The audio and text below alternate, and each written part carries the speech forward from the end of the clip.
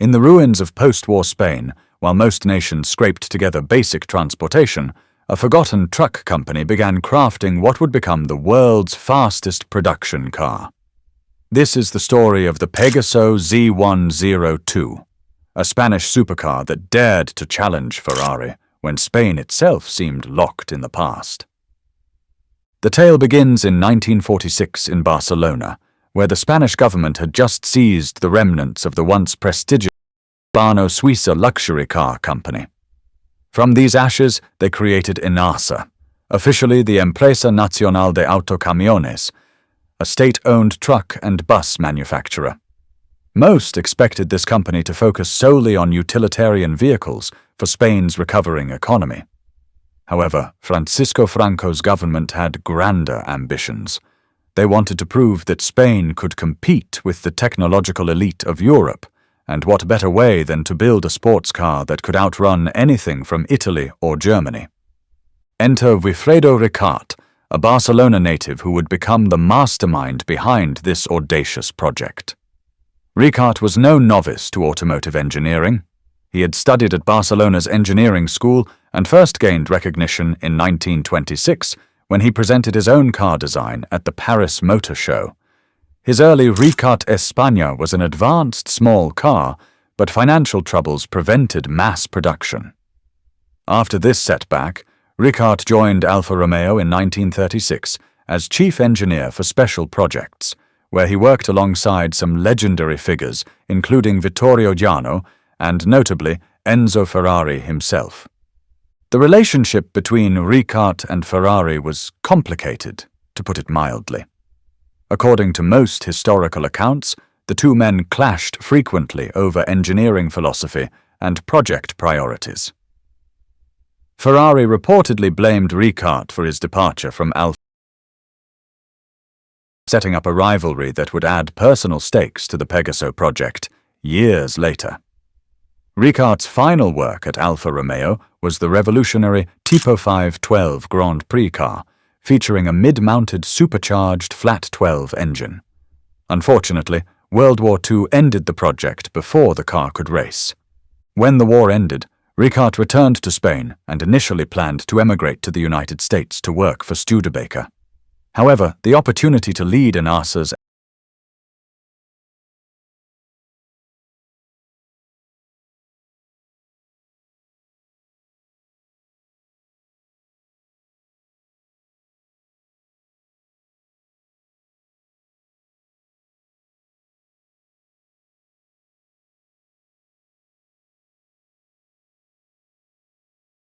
Z-102, following ENASA's numbering system where the Z represented their technical school seater and the 100 series indicated passenger cars. Ricart and his team of largely Italian engineers, including the Pagani brothers Ettore and Aldo, spent 6 years developing what would become one of the most technically advanced production cars of the 1950s. The project operated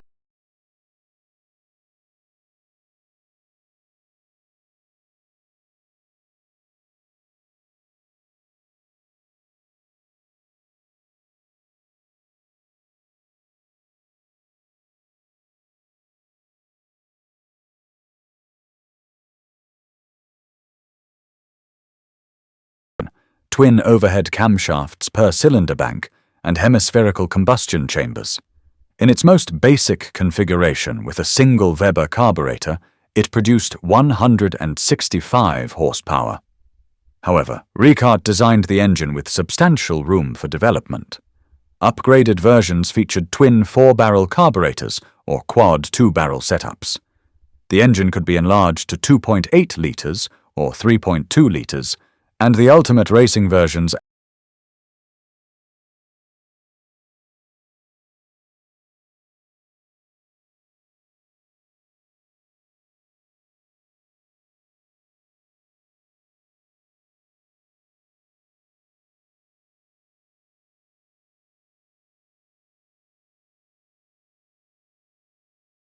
double wishbones with torsion bars instead of the more common leaf springs, while the rear featured a Dadion axle with an unusual guidance system. Rather than using a Watts linkage or panhard rod to control lateral movement, Pegaso engineers mounted a small wheel at the axle's midpoint that rolled in a vertical channel on the differential housing. Perhaps most unusually, the 5-speed transmission was mounted at the rear of the car, connected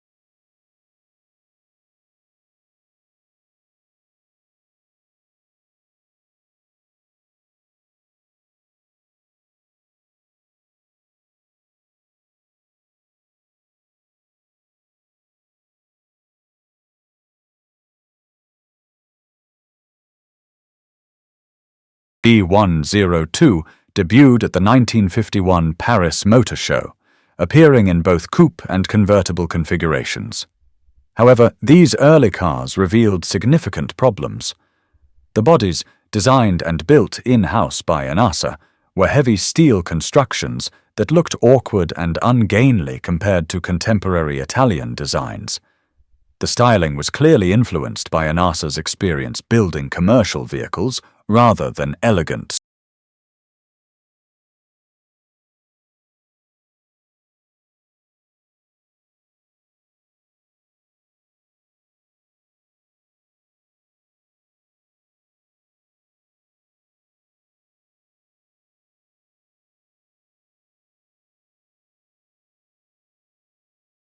styles, significantly reducing weight while improving appearance. Touring's design refined Ricart's original concept, lowering the car's profile, redesigning the grille, and repositioning the fog lights for a cleaner, more sophisticated look. French coach builder Jacques Saucic also bodied several Pegaso chassis, creating more flamboyant designs with prominent headlights, abundant chrome trim, and striking two-tone paint schemes.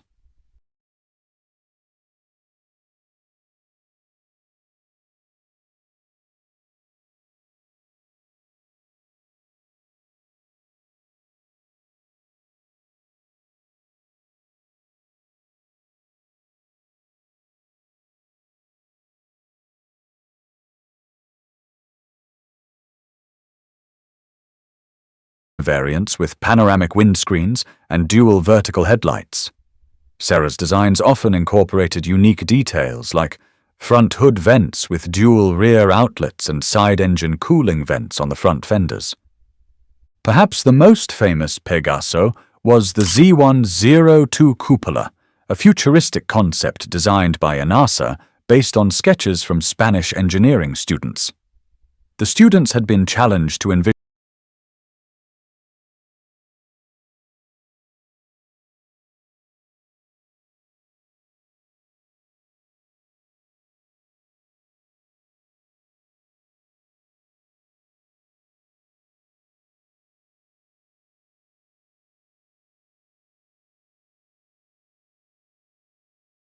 one of the most recognizable Pegasos today. Production of the Z-102 ran from 1951 to 1958, with sources varying on the exact total. Most reliable estimates suggest 84 cars were completed, though some sources claim as few as 71 or as many as 86. Of the total production, 28 were convertibles, while the remainder were fixed-roof coupes.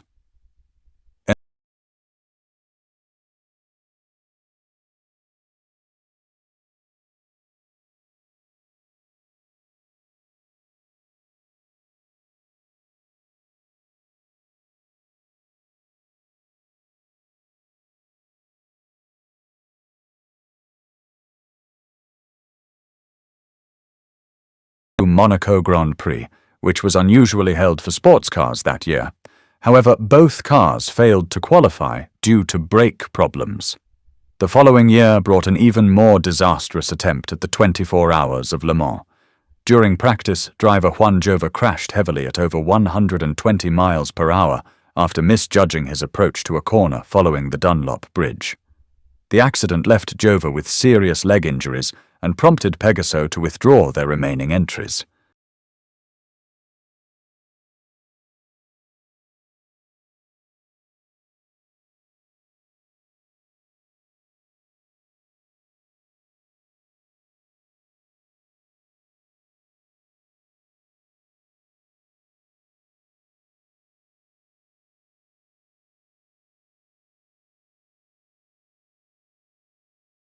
However, Pegaso achieved one spectacular vindication of their engineering prowess. On September 25, 1953, at Jabuke in Belgium, test driver Celso Fernandez piloted a supercharged 2.8-litre Z-102 to 4 official world speed records. The most significant achievement was averaging 243 km per hour, 151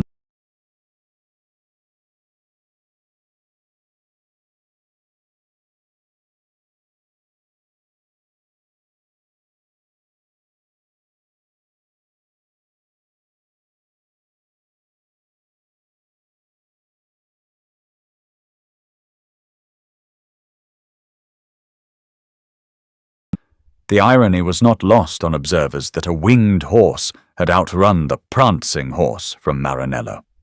The achievement demonstrated that when freed from financial constraints, Spanish engineering could match or exceed anything produced elsewhere in Europe. Unfortunately, those same financial constraints ultimately doomed the project. Building each Pegaso Z-102 cost approximately twice as much as a comparable Ferrari and 4 times the price of a Jaguar.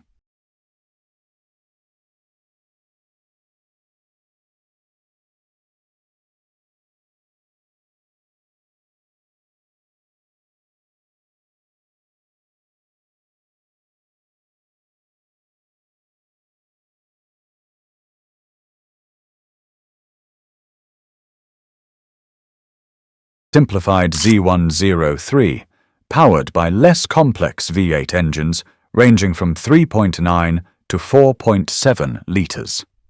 These new engines abandoned the Z-102's sophisticated twin-cam heads for simpler overhead valve designs, but still offered impressive performance with up to 350 horsepower when supercharged. However, only 3 Z-103s were completed before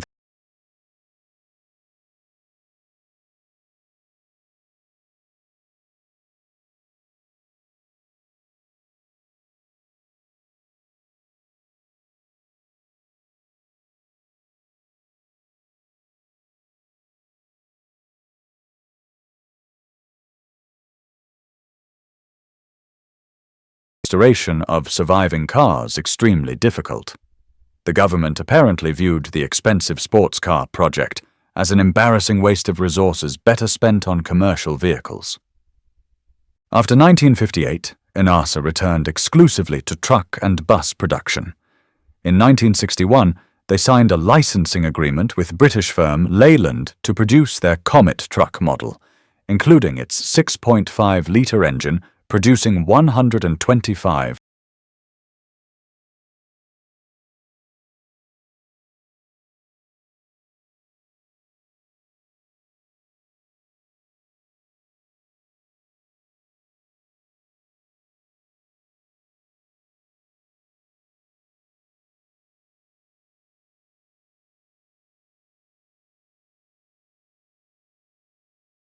one of automotive history's most intriguing might-have-beens.